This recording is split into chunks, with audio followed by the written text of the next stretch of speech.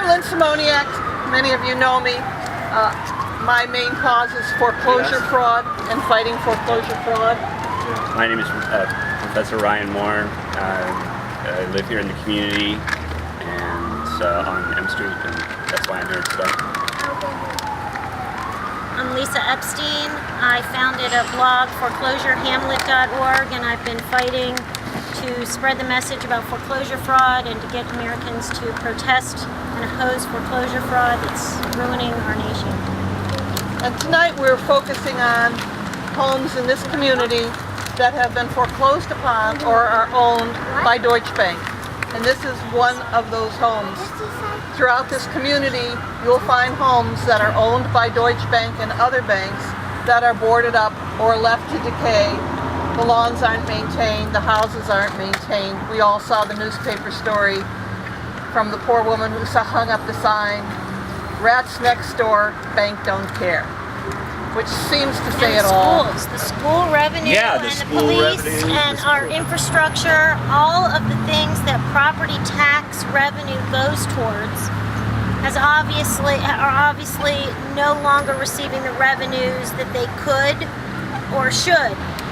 The property values were never worth what we were told during the real estate boom, but they're certainly been greatly damaged to the extent that they are today, and the property values are not going to stop their free fall. They're certainly not going to stop their free fall. We're going to see, I believe, and Lynn and I have talked about this year, the most number of families dispossessed. The foreclosure filings peaked in '09, and then it takes some time to work through the courts, and this is the year of the mass dispossessions and evictions. Part of it is to overcome the shame and understand that it's not your fault for not living up to the expectations of the economy. The economy let us down. The banks broke the economy. The banks need to fix the economy. We did not break the economy by being greedy overborrowers. Complete double standard when it comes to the word responsibility. Yes. And here's Deutsche Bank, the responsible bank, who moves into a community, depresses the home prices, boards up the home, doesn't maintain it so that the neighbors all have to live with this eyesore. Nobody's saying Deutsche Bank is the irresponsible bank. It's the person who can't afford their mortgage. The person who lived here before was the irresponsible one. Deutsche Bank was the responsible one to take it over, foreclose, board it up, and leave it vacant.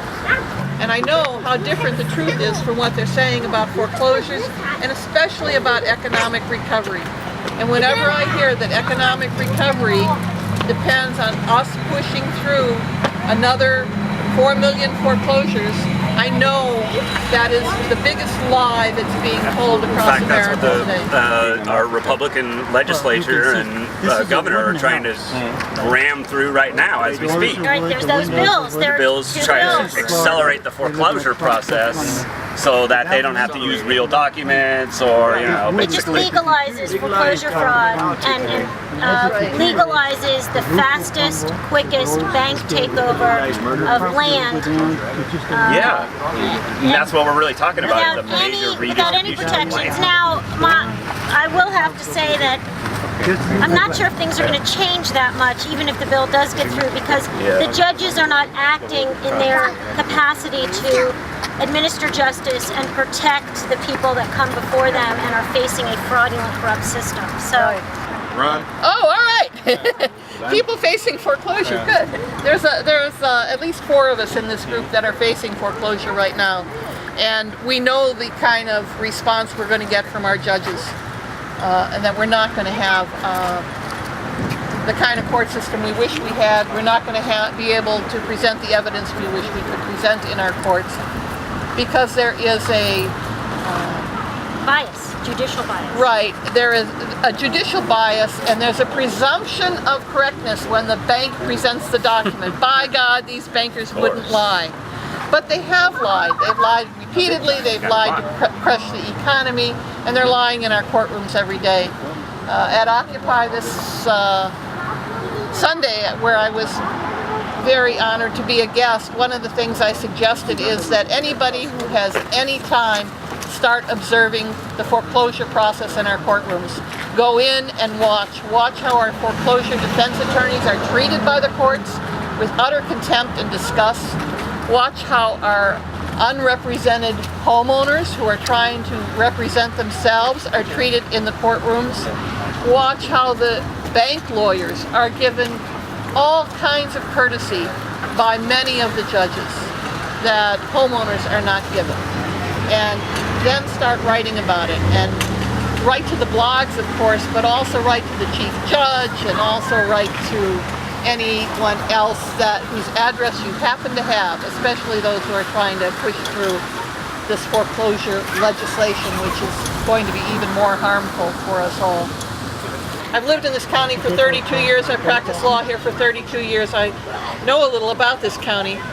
And all I wanted to do was meet with Sharon Bach, the clerk of the courts, and show her that there were tens of thousands of fraudulent documents being filed in our county records.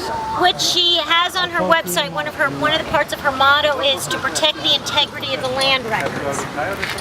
And I could not get a meeting.